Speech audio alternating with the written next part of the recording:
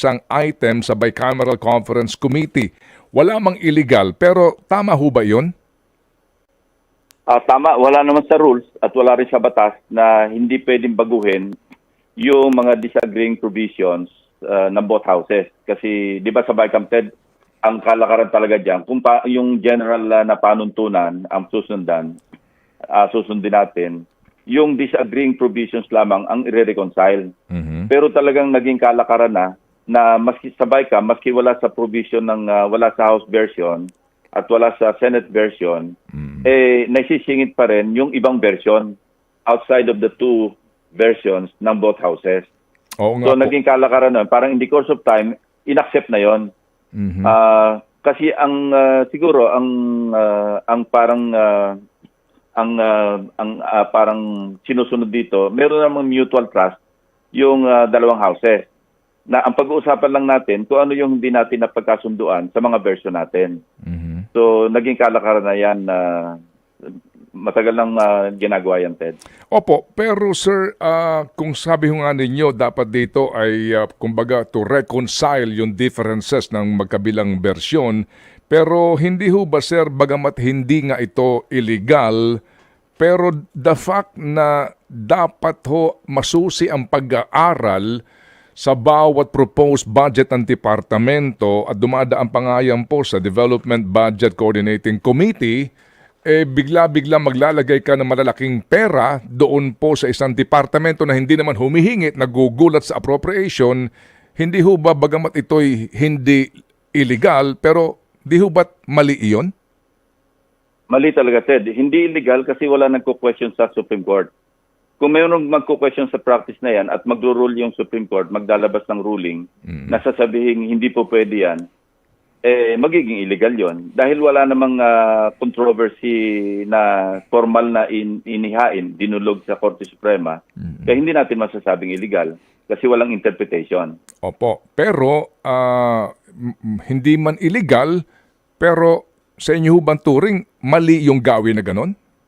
Mali, maling-mali talaga, Ted. Unang-una, yung bicameral conference ng budget, nag-iisang panukalang batas ito na ang BICAM hindi open sa publiko. Napaka-exclusive. Talaga sinasaran yung pinto, pinapalabas yung mga unauthorized, quote-unquote, unauthorized persons at ang naiiwanan Opo, naputol po tayo, Senador. Naiiwanan lamang ay? yun ang masama. Dali, medyo Ang Ted, nung as early as 2009, nag-file ako ng bill na gawin transparent yung hindi lamang yung bayad. Opo. Senator, nagchachapi lang po tayo. Senator, I hope you don't mind. Ayusin lang po. Opo. Hello, Sen. Opo. Hello, Sen. Napuputol lang po tayo, Senador. Ayusin lang natin yung linya, ha?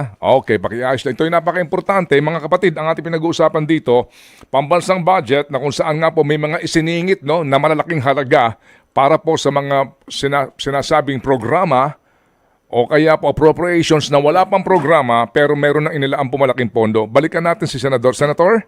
Hello? Apo. Senator, doon tayo naputol, Sen. Sabi ho ninyo sa Bicameral Conference Committee hearings, pinalalabas po ang lahat ng mga tao maliban sa mga senador at kongresista. Go ahead, sir. Yeah. As I was saying, hindi illegal kasi nga walang interpretasyon ng Korte Suprema kasi walang dumudulog para questionin yung ganong practice. Opo. Yes, sir. And then you mentioned na sa Bicameral Conference Committee hearings, Tapos sinulit ko ng Opo. Ito kaninyo ay exclusive lamang sa mga miyembro ng... noong 2019, nag-file ako ng bill dito na gawing transparent yung hindi lamang yung bicameral conference ng budget, kung hindi yung buong proseso na magkaroon ng participation o presensya yung mga tinatawag na civil society organizations na accredited ng gobyerno mag-participate para hindi rin magulo. Pero wala rin naman nangyari doon sa panukalang batas, kaya ganyan pa rin ang nagiging kalakaran. Pinaka-secretive na bicameral conference ang budget, ang panukalang batas para sa budget. Kasi yung ibang mga bicameral conferences na mga simple o yung ordinaryong panukalang batas, pinapayagan namin yung mga yung media na mag-cover. Pero nagtataka nga ako bakit pagdating sa budget, hindi pwedeng mayroong iba nakakarinig.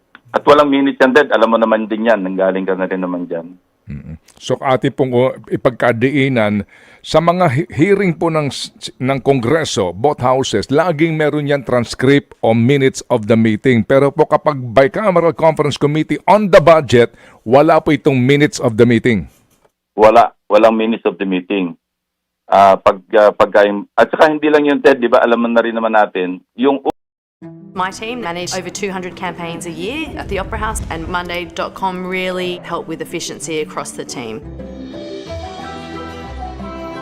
The unang meeting, formal meeting ng bicameral conference, roll call, formalities, konting speeches, pagkatapos sasabihin, suspend, i-refer natin sa small group bicam yung pag-aaral noong mga disagreeing provisions na mga versions. At pag sinabing small group bicam, 2 tao lang yon, yung Finance Committee Chairman ng Senate at saka yung Appropriations Committee Chairman ng House. So halos hindi na rin monitor. Although, amin sa Senado, natatandaan ko, sinasangguni rin sa amin sa mga miyembro ng BICAM yung mga nagdi-disagree na mga provisions. Nag-ugat itong 26.7 billion kasi nga hindi na malaya ng mga senador. Kasi pagbalik, pag-resume noong suspended na bicameral conference, alam mo rin ito, Ted, na halos pirmahan na lamang. Parang yari na, nakakamada na lahat yung napagkasunduan ng dalawang representatives ng mga committees, bicameral conference committees, at halos pirmahan. At hindi mo na rin, wala ka na rin time para pusisiin kasi parang pagka ikaw na nga abala sa oras, kapag binasa mo pa isa-isa at hindi mo talaga kayang basahin kung hindi mo dadalhin yung homework, yung draft ng final version. Kasi nandun ka lang sa conference room at ikaw ang nakakaabala, meron naghahatid para pirmahan, para basahin mo pa yon, parang napaka-kontrabida mo. So anong nangyayari? Kanya-kanya pirmahan, kaya nga nagulat din yung mga senador, Senator Amy, na hindi nila alam na nakapirma pala sila. Yun ang ibinuwelta sa kanila ng House na, teka muna, sabi mo, hindi mo alam, nakapirma ka naman dito na meron talagang akap dyan na item. Opo. So yung nga po ang nangyari at kumbaga parang kumpiyansa ka, nagtitiwala ka na yung mga napagkasunduan ng una, yun na yun at pumirma ka kasi yun ang iyong assumption na walang isiningit. Yung good faith na tinatawag. Yes. Kaya nga may napaka-importante yung merong mutual trust, kailangan merong good faith. Opo. Senator, nasa rules ho ba yan na kapag ho nagkaroon ng bicameral conference committee hearings on the budget na walang transcript o minutes na maaari pong balikan at maging record nito sa diskusyon sa mga usap-usapan sa komite? Wala. Ang nasa rules, yung itatakel, yung disagreeing provisions na hindi nasusunod. Kasi pag sinabi nating disagreeing provisions ang pag-uusapan, yung nagkakaiba lang sa version ng House at saka ng Senado, ang pag-uusapan, nakalimit lang doon.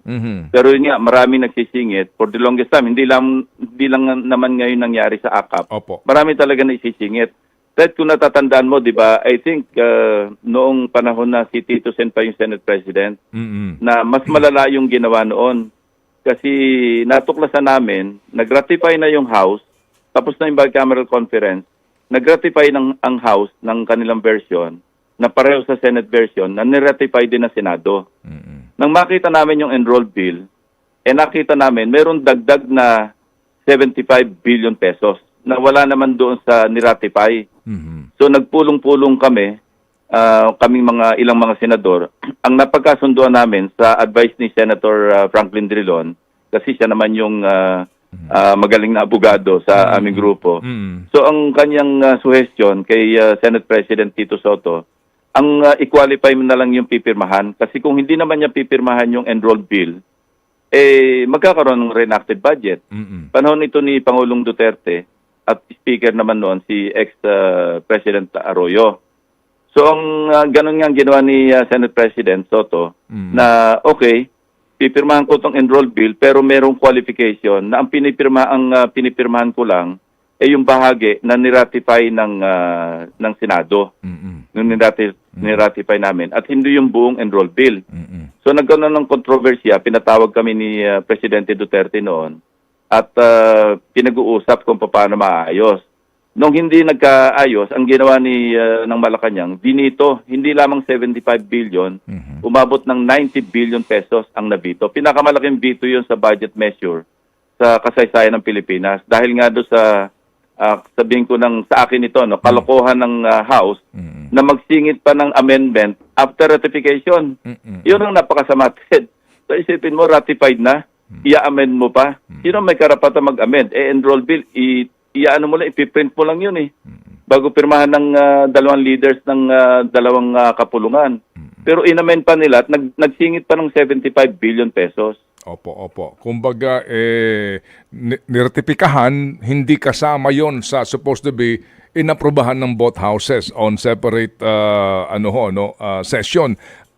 Senador, dito po ngayon sa pangyayaring ito, with all due respect kay Senator Sani Angara, dahil siya ang timon ng Senado dito, hindi naman kaya siya ang nagkulang dahil sa lookout niya iyon na merong isiningit na AKAP fund. Ako, gusto kong bigyan ng benefit of the doubt si Senator Angara na napalusutan din siya. Na hindi siya kasama sa usapan ng House Appropriations Committee Chair na ito merong nakalagak na para sa AKAP.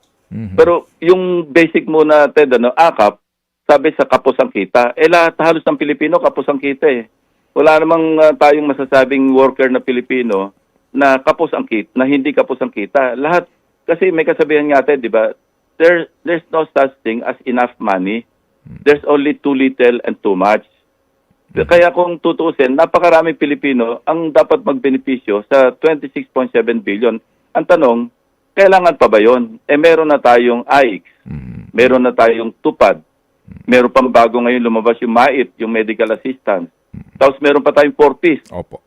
Napakalaki na rin ang ginugugol natin. Hindi naman masama na magbigay ng pondo para sa social services. Kasama na talaga yan sa bahagi ng part na yun talaga ng budget, bukod sa infrastructure, yung tinatawag na personal services, meron ding social services. Talagang malaking bahagi yan ng ating national budget. Kaya lang, ba't magkikreate ka ngayon? Sneaky pa yung pagka-create kasi ang natanggap kong information dito, isiningit lang talaga ito, parang hindi masyado makita do sa ilalim after nung quick response fund. Nagkaroon ng AKAP under the budget ng DSWD. At base na rin doon sa napag-alaman natin, di ba, pare-pareho na hindi rin alam ng ahensya. Ibig sabihin, hindi nag-request yung DSWD na magkaroon ng AKAP. Nangyari rin yan noon na, Ted, yung DILG tinanong namin, kasi karamihan noong sa 75 billion, sa ALGO yata napunta doon sa assistance to local government units. Nung tinanong namin si Secretary Anyo, alam nyo ba ito? Ang sagot, hindi. Hindi sila nakonsulta. Wala silang kamalay-malay. So talagang ang nakakaalam lang sa pagsingit, yung ilang miyembro ng House. Ted, katunayan, itong AKAP, hindi lahat ng congressmen alam nila ito. Kakaunti lamang sa Congress ang nakakaalam na meron palang AKAP. Bakit? Doon tayo mapapaisip kasi alam naman natin kung sino lamang yung nakakaalam na merong palang item na ganun ang pwede mag-access.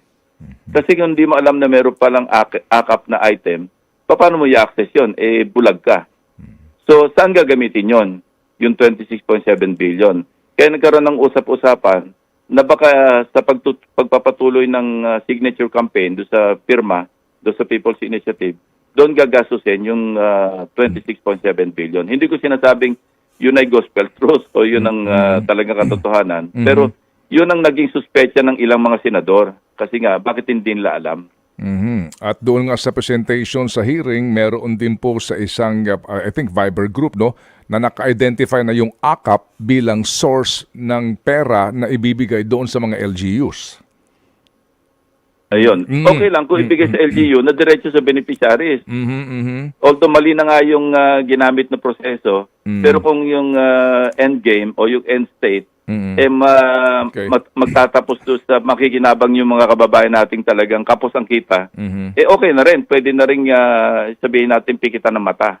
Aha, opo. LGUs. Anyway, Senador, nabanggit nyo yung, sabi nga ho ninyo, no, hinala, nagdududa tuloy yung iba sa AKAP fund na ito. Pero siguro ho naman din sa inyong mga sources, sa ilang pong mga lokalidad, na ang iniaalok umano para din po sa pagtutulak ng pirma, pagpapirma sa kanilang constituents ay mga government projects, no?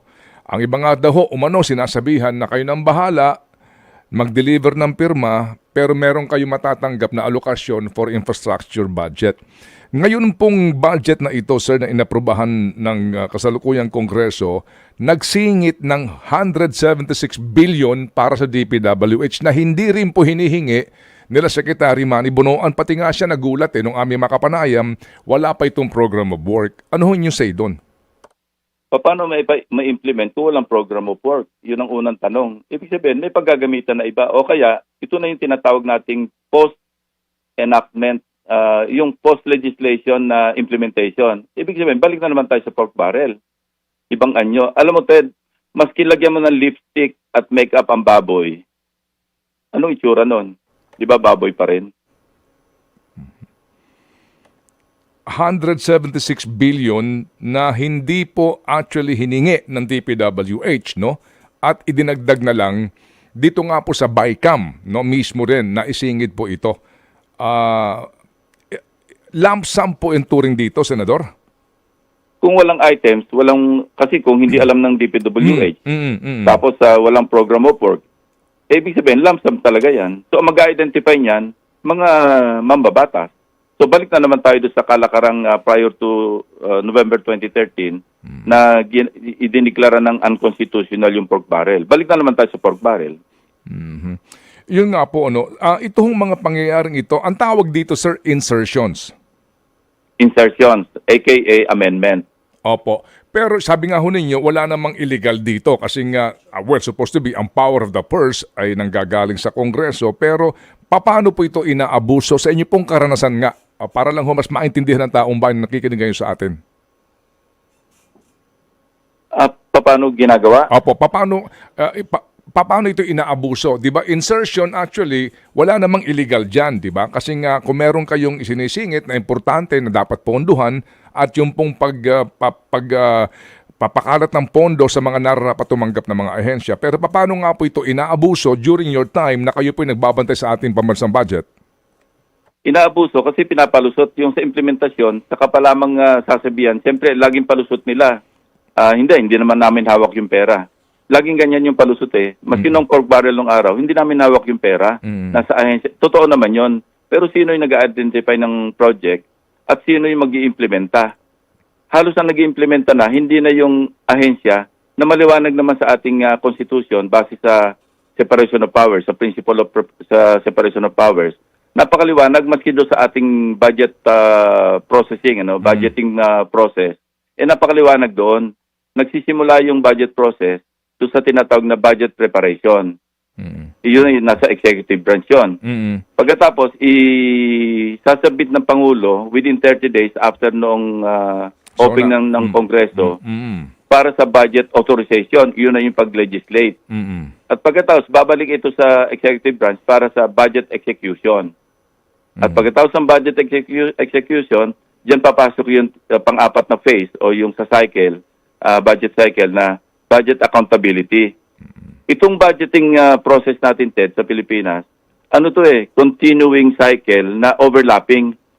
Ang ibig sabihin nun, habang ang Kongreso nagde-deliberate do sa tinatawag na budget authorization phase ng cycle, gumagana na uli yung budget preparation. Kasi as early as January ng present year, yung prior year na pagbabalance ng budget, meron nang tinatawag na budget call. At kung pag-aaralan natin yung budgeting process o budget cycle, napaka-intricate at saka thorough. Mm-mm. Kung masusunod lang sana yun, napakaganda. Kasi after ng budget call, na kung saan ito na yung initial lang ito, no? Mm-mm. Magkakaroon ng citizen engagement tinatawag. Dito na yung ibig sabihin sa mga lokalidad, nakikipagkonsulta sa mga NGOs, CSOs, o ano ba yung mga proyekto natin dito sa ating syudad? Mm-mm. Ano ba mga proyekto sa ating mga bayan-bayan Mm-mm. sa probinsya? Pagkatapos, pupunta na ito, tatawid na ito papunta doon sa tinatawag na Regional Development Council, yung RDC. Mm-mm. At pagkatapos doon, yun nga, tuloy-tuloy na yung mga ahensya mako-consolidate, magko-converge. Mm-mm. Yung mga ahensya na ngayon, dudulog na sa DBCC. Magpapatawag yung DBCC ng konferensya. Isasabit na yung mga rekomendasyon ng mga ahensya, DPWH, DOTR, at lahat na at kung ano-ano pa, na pinagbasihan ito, pinanggalingan, yung sa local government participation, yung mga local development councils. Pero Ted, nung napansin ko, panahon pa namin ito, kinwestiyon ko na rin ito, bakit pag pinag-aralan natin itong budget, 20% lamang, hindi lumalampas ng 20%, ang na-adapt na nanggaling sa mga provision, na nanggaling sa RDC. Ibig sabihin, baliwala yung Regional Development Council. So dito na nagkakaroon ng parang imbalance pagdating sa development. Kung sino lang yung malakas, malapit sa kusina, so to speak, yun lang ang nabibabayaan ng mga infrastructure projects, pati mga ayuda. At yung malayo sa kusina, yung ibig sabihin na natin hindi naging kaalyado o hindi kaalyado ng administrasyon na pag-iiwanan sa development. So merong imbalance. Pero kung nasusunod lamang yung budgeting process, yung budget cycle, na merong citizen engagement at yung mga local development councils, malaki ang say para sa pagbalangkas ng national budget. Hindi mangyayari yon. Mawawala ng bahid politika yung pagdidistribute ng pondo galing sa budget. Ang masama pa nga, nag-evolve, hindi lang yon. Andyan na yung recommendation ng RDC na 20% na nga lang at nandyan ang recommendation ng mga ahensya. Pagdating sa BICAM, bubisitin pa ng Bicameral Conference Committee na babaguhin pa. So talagang hindi mo na makilala. The better word to describe it is mangled beyond recognition. Mangled na nga, minuntilate pa. So hindi mo na talaga makikilala. At lihim pang ginagawa, yun ang masama. So sa implementasyon, kung sino lamang yung kongresista na nakain doon sa sirkulo at sino yung senador na nakain, yung kanilang mga lugar at yung kanilang mga pet projects ang nabibigyan ng pondo kasi yun ang naipasok na sa national budget. Kaya nga nagkaroon ng ito, labas sa usapan Ted, pero related din. No?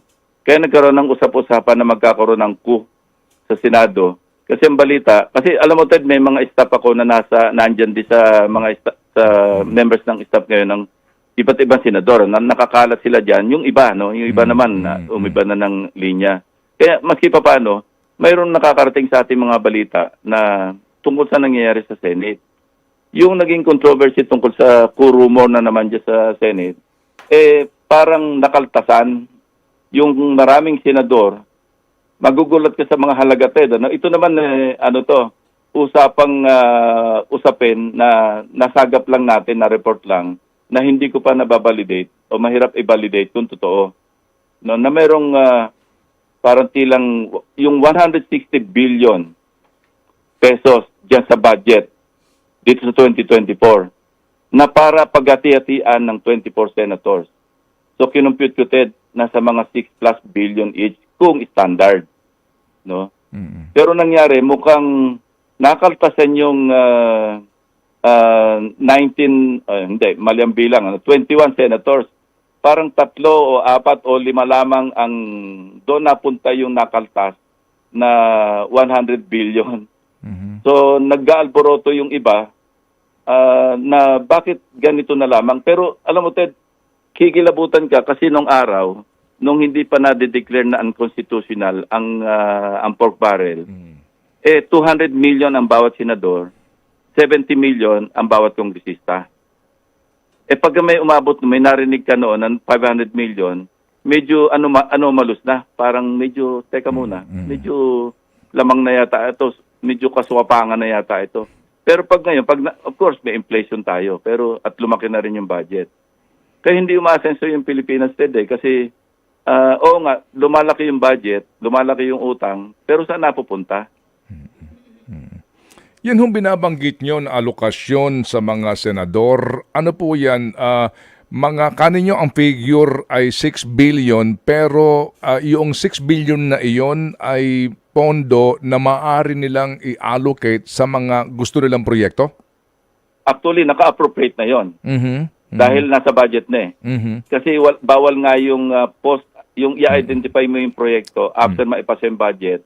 Dahil nung after 2013, sinabi na nga ng Korte Suprema, bawal na yon. Pero nasa budget na yon, pero nagkakaintindihan na rin na pet project ng kung sino-sino yon. Hindi lamang sa Senado, kundi sa Kongreso. Ted, kaya nga, alam mo na, may natanong akong congressman, maski sila, nagugulat din, yung ilang kongresista na hindi ka bahagi dito. No? Kasi tinanong ko at least sa isa, ilan na ba ang congressman na kontraktor? Sabi niya, ang huling bilang niya, 67. Ito noong mga 6 months ago ito. Hindi ko lang alam ngayon kung ilan na yung kontratista na mga congressmen. So, yung mga dating kontratista, kontraktor, naging congressmen. At yung mga congressmen, naging kontratista. Kaya dumami yung mga contractors dyan sa Congress. Sa Senado, wala ako naririnig pa na kontraktor na senador. So pagka ganun, kita mo na agad yung conflict of interest. So talagang mamamanggil talaga yung budget natin, ang national budget. Ang nawawalan dito, yung mga kababayan natin at saka yung buong bansa kasi naiwanan tayo sa development. Lumobo yung utang, pero walang pinupuntahan yung utang. Kasi sa simpleng negosyo, sa halimbawa sari-sari store, Ted, di ba? Gawin na nating napaka-simple yung usapan. Huwag na natin involve yung mga bangko, mga lending institutions. Ang isang analogy dito na napakasimple, magtatayo ako ng sari-sari store, uutang ako sa tinatawag na paluwagan, gagamitin kong puhunan. Pero kaya ka mangungutang, gagamitin mo sa investment para pagka tumubo ka na, kumita ka na, babayaran mo yung utang mo, meron kang extra pera, sariling kayod mo na yon, sariling kita mo na. Ang Pilipinas, di ba nung araw magkano lang yung utang natin? Kaya nga nagkaroon ng yung sa automatic appropriations, wala dati yan eh.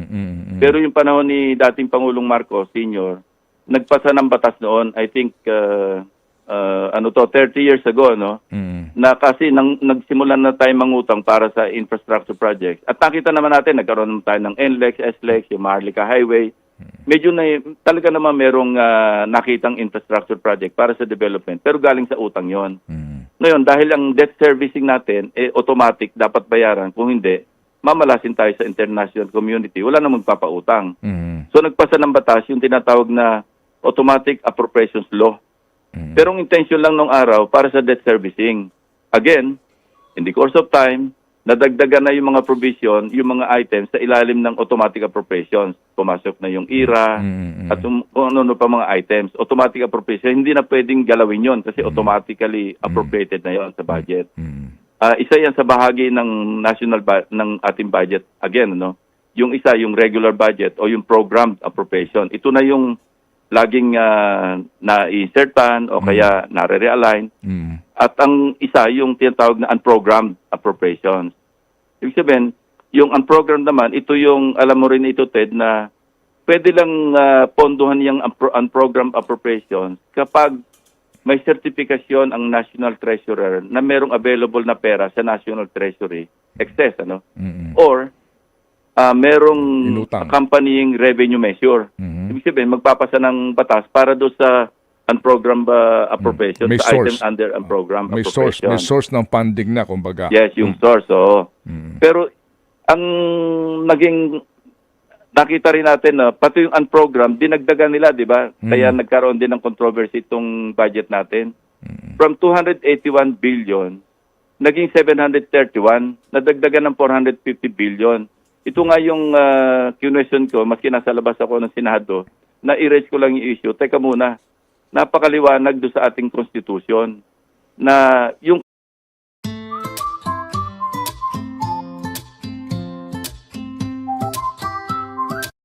dagdagan may not increase yung National Expenditure Program o yung tinatawag na President's Budget. Ito nga yung sinabi ko kanina na sinusumiti ng Pangulo within 30 days after SONA, yung first SONA ng bagong Pangulo, o after every SONA for that matter. So, wala rin nangyari doon kasi napirmahan na rin ng Pangulo. Wala rin akong alam na parang may nag-question Meron yata po. sa Korte Meron po. Suprema. May dumulog sa Sana Supreme Court. ma-resolve yung issue na yun. Otherwise, sa susunod, ano yung idadagdag naman? Baka appropriations. Kasi sabi nila, hindi. Sabi rin ng DBM, pati DBM nakisama na rin. Ang sabi, hindi unconstitutional yan. Kasi ang program naman yan, standby lang yan eh. Hindi naman sinabi ng Constitution na yung program appropriations lang hindi pwedeng dagdagan. Ang sinabi, yung budget mismo, yung National Expenditure Program, ang hindi pwedeng dagdagan o i-increase ng Kongreso, kundi pwede lang bawasan. Bahagi yun ng national budget ng NEP eh. Yung unprogrammed eh. So wala, nag-evolve na, sumama na saan tayo pupulutin ito at the end of the day. Opo.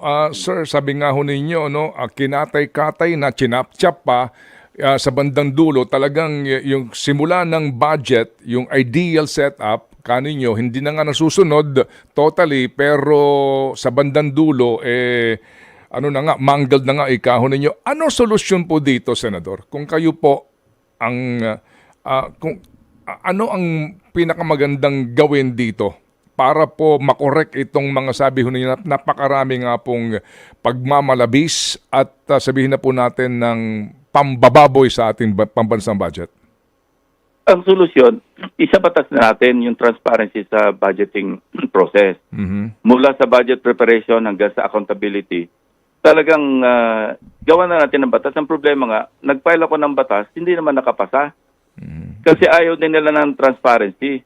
Kasi mawawala ng hanap buhay pag walang transparency. Kasi pag marami nakabantay, naandyan kayo, mga media, andyan yung mga civil society organizations, nakabantay every step of the way sa bawat phase ng budgeting process. Kung may nakabantay, maski pa paano magkakahiyaan. Bakit nga ba pagkalihim-lihim ng bicameral conference at sinasara yung pinto at bawal yung media, pagkatapos ng mga formalities, mga niceties, bawal na yung media, labas kayo, pati yung mga ibang staff dyan, labas kayo, kami lang mag-uusap dito. So panukala po to make the budget process transparent all the way sa simula hanggang sa ito po ay ma-enroll papunta po ng Malacanang. That is your proposal. Gawin natin batas, para talagang batas. At mayroong kaukulang parusa o kaya kung anong sanction man na meron para talaga matupad yung maipatupad yung batas na yan. Opo. Ito ho bang ganito pong batason na inyo pong isinulong? Totally po, meron ba sa inyo sumuporta ho dito during your term? Meron din naman, pero hindi nakapasa eh. Hindi nga umabot. Parang tatanda ko, hindi umabot. Ang natatanda ko lang yung SB number 2219 ito yung noong 2019 para sa 2020. Pero yung 2009 nag-file na rin ako ng ganitong batas na kung saan katulong ko nga rito dati yung dating Secretary of Education si Professor Briones nung nasa Budget Watch pa sila. Sila yung katulong ko nagbalangkas ng panukalang batas kasi sila yung matyaga. Isa nga yan sa mga nagturo rin sa akin paano magbusisi sa budget aside from other tawagin ko ng guru sa pagbubusisi ng budget. Kaya ako nawili kasi hindi lamang exciting kundi napaka-challenging. Kasi nga pag inaral mo yung budget book kasi tatlo yung budget books din. Ang font niyan 10 Tapos ang kapal-kapal mahigit 1 inch yung kapal niya. Pagkatapos 10 yung font, paano mo babasahin yan kung di ka matyaga? Kaya kailangan mo talaga ng katulong. And ako naman, nabiyayaan ako ng mga staff na nurture Parang nawili na rin sila, naging interesado na rin sila. Kaya nga pagka budget season, puyatan kami ng puyatan nun Lahat ng staff ko halos magkakatulong, kanya-kanyang parang task allocation. Binibigyan ko sila ng ikaw dito, ikaw doon, ikaw naman pumunta ka doon sa Samar, pumunta ka doon sa hanapin mo tong project na ito na nasa budget kung ano nangyari. Kaya nga di ba noon nailabas ko pa yung merong bahay sa gitna ng kalsada kasi hindi binabayaran yung Right of way. Oo, Remember. na hindi binabayar. May pambayad naman kasi kinwestiyon ko noon, humingi yung DPWH sa plenaryo ito humingi sila ng 22 billion para sa right of way payments. Pero meron pa silang 11 billion na hindi lang ginagastos. So ang balita ko diyan, Ted, at ito siguro may basehan ito, sinasadyang hindi bayaran para yung contractor na ang mag-abono para bayaran yung mga tinamaan ng kalsada. Yun nga sa connector, ang balita ko, si Mr. Ramon ang na yung nagsettle ng mga yung mga nakaharang na mga properties sa tatamaan ng connector Skyway. Yan na Stage nagsettle. 3. May pondo yun, Ted, nasa budget yun Bakit yung kontratista o yung proponent ang magsushoulder ng expenses? So, ibig sabihin, sinasadya na hindi bayaran. Saan ngayon napupunta yung para sa right of way na budget? Ang laki-laki nun. Nasa 11 billion, 22 billion. Ito na ngayon kinwestiyon ko noon. So, anyway, ganun ang nangyayari sa kalakaran ng budget. Nagulat nga ako kasi nung nasabi sa akin ng mga, sa loob din naman ng Senate nang gagaling yung aking mga information. Ganun na ba kalaki ngayon yung mga pet projects, yung pondo ng pet projects ng mga senador? Napunta na sa 5 billion na yung usapan. Pag sinabi pet project, hindi ko naman siya sabing i-identify nila yon after ng enactment ng budget. Kasi bawal na nga yun. Yun ang pinagbawal-bawal ng Supreme Court. Pero nakalagay sa budget, pero alam na rin naman lahat, parang common knowledge na, nagkakaalaman na rin naman sila, na kanilang pet project yun Ang masama pati yung ayuda, sila pa nagdi-distribute, mga kongresista, senador. Nakita naman natin, open naman sila dito na kung saan sila napupunta. Ba't sila magdi-distribute? Implementasyon yun, execution yun, budget execution. Sa executive branch yun. Bakit papakialaman nila yung pagdi-distribute? Gano'n na nga yung naging cycle natin, pati sa ating mga, di ba, sa halalan. Pag hindi ka nakipagkompetensya, sa mga kasamahan mong kandidato na namimigay ng ayuda na hindi naman nila pera at pera din ng gobyerno at dapat ang namamahagi yung ahensya, DSWD man o DepEdMa o kung anumang ahensya, sila na mismo nagdi-distribute or nandun sila, andun yung mayor, kausap namin dito yung mga ilang mayor din siyempre nahiya naman sila, nandun si senador, nandun si congressman. Sasabihin nila, magpasalamat kayo kay congressman, magpasalamat kayo kay senador kasi sa kanila itong pinamumundbod sa inyo. At lalo pang nagkasama-sama pa dahil nagamit pa yung ayuda sa pirma. Ito naman yung sinasabi ng mga ilang senador na ginamit na yung tupad, yung AIC. Akala ng mga pipirma, yun yung acknowledgement na tatanggap sila ng ayuda. Yung pala, pirma na pala sa petition na pag-amyenda ng Constitution para sa People's Initiative. So ito ngayon yung nagiging controversy o nagkakaroon ng usapan, ng away, ng alitan. Sige po. Kanina, Ted, pinapanood ko kayo ni DJ, yung sinabi mo na merong joint resolution na word for word, parehong-pareho. Okay lang naman yun, mas maganda kung word for word pareho. Pero again, nung bandang huli, di ba sinabi na meron palang isang word na magkaiba? Separately. Opo. Hindi ko naman binibigyang sisi o binibigyan ng sala yung House na inilagay nila yung nawala yung separately sa kanilang resolution.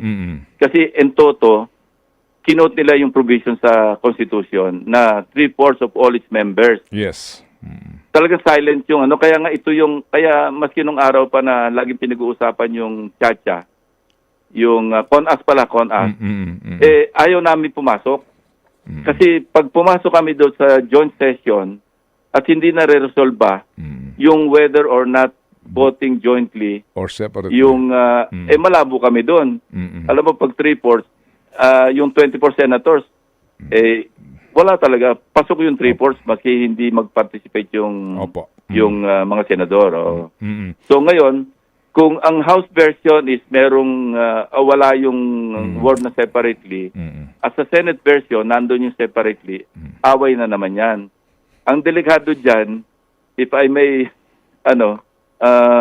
advise my former colleagues, na unsolicited dito, oras na pumasok sila dyan sa joint session, at hindi na re-resolve yung voting jointly or separately, balang araw baka magsisi sila kasi naando na sila sa loob ng joint session. Ito yung tinatawag na magkakaroon na yung Korte Suprema ng yung magkakaroon ng cause of action. Yes, oo. Para kasi meron ng controversy sa interpretasyon ng Constitution. Yan yung iniwasan namin noong again upon the advice of Senator Drilon noon. Dahil siguro may mga connections siya sa Supreme Court. Kasi nung araw mabubuo na rin sana yung CONAS. So sinabihan kaming tatlo, Senator Soto, Senator Unasan, na medyo malabo tayong pumasok diyan kasi pagka nagkaroon ng controversy at pumasok ang Korte Suprema, may tulog tayo sa Supreme Court sa interpretation ng voting jointly or separately. Baka magkaroon ng interpretation ng voting jointly, patay tayong lahat diyan. Wala na Senado tayo matatawag. Kasi irrelevant tayo lahat diyan.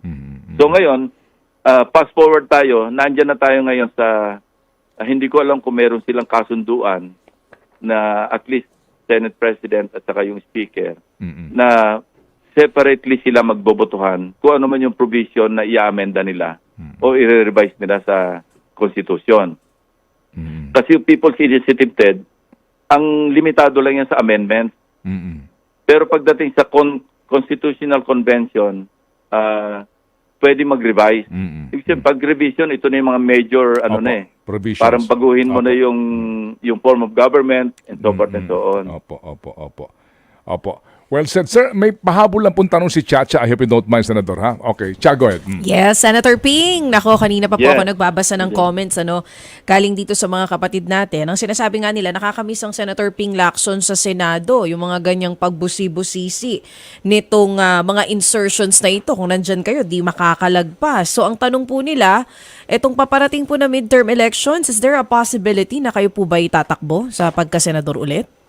Naku, yan nga yung, alam mo, DJ, kaya minsan iwas ako sa interview, iwas din sa tanong na yan.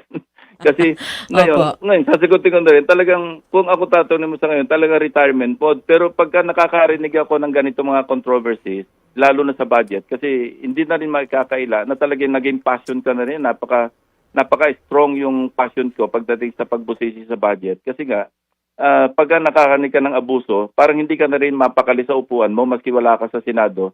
At kung iniisip ko, wala naman ako magawa. Pamiron-miron lang ako, patwit-twit lang ako.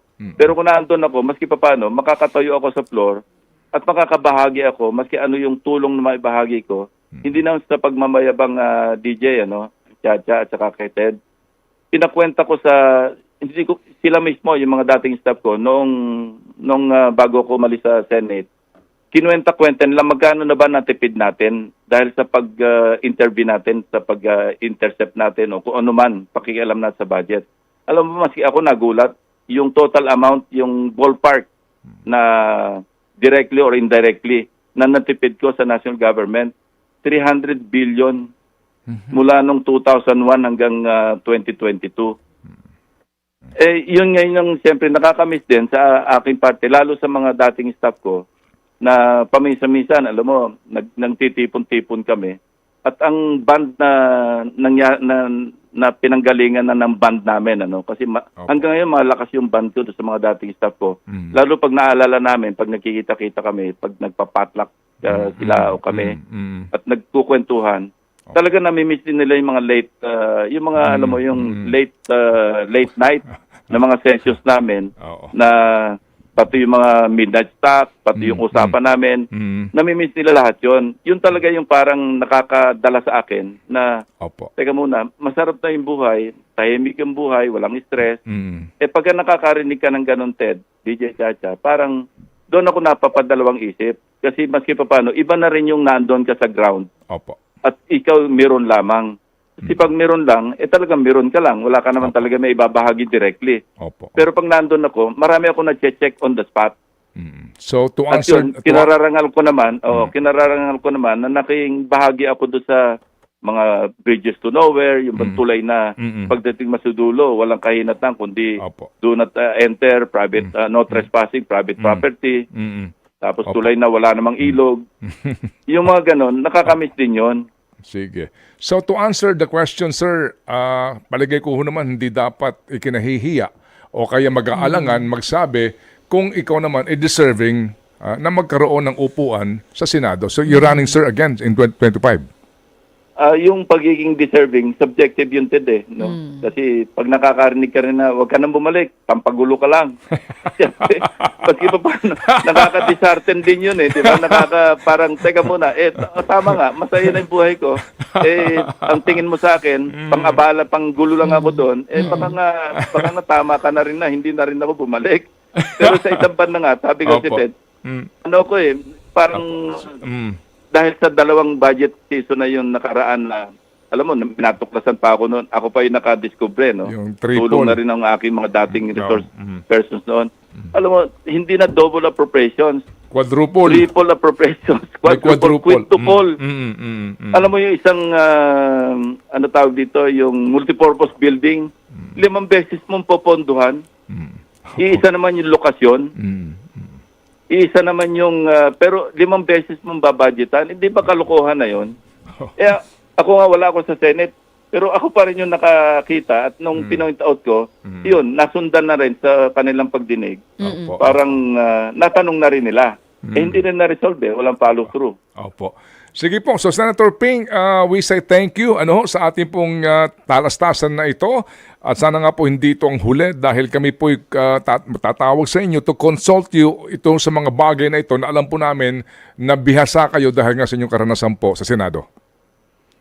Salamat din, Ted, at nakibahagi ka sa high blood ngayong umaga. Opo. Pero, Kayong dalawa ni DJ Chacha. Sorry. Opo. So, kailan po kayo maghahayag talaga? Ito yung huling tanong ho ng ating mga nanonood ngayon sa atin. Kailan po kayo magdidesisyon? Una, hindi ko rin sigurado kung maghahayag ako o hindi. Okay. Kaya, anyway, may kasabihan tayo, let's cross the bridge when we get to it. Ganun na lang tayo. Opo. Ted. Opo. Thank you. Salamat po, Senator Ping. Mabuhay po and thank you. Salamat po na marami. Senator Ping Lacson.